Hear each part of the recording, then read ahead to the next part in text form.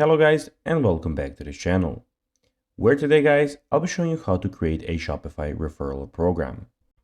Now guys, of course the first thing that you need to do is go to shopify.com and then you need to go and log into your profile. But guys, if you do not have one, you can always go and register to Shopify.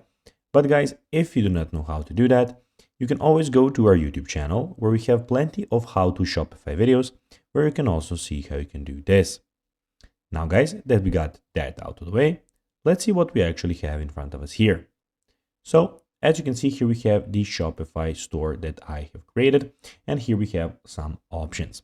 So basically on the left side of the screen, we have the home button, we have the orders, we have the products, we have the customers, we have the content, analytics, marketing, and discounts of this store.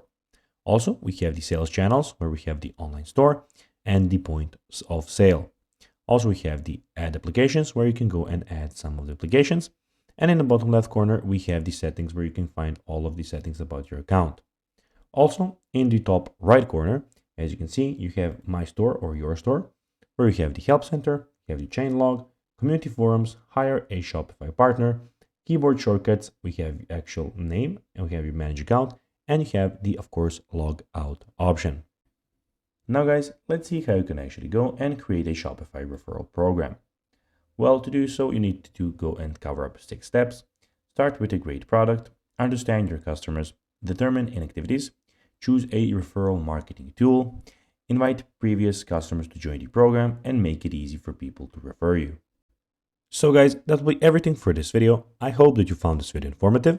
If you did, don't forget to like this video, share it, subscribe to the channel, and put the notifications on.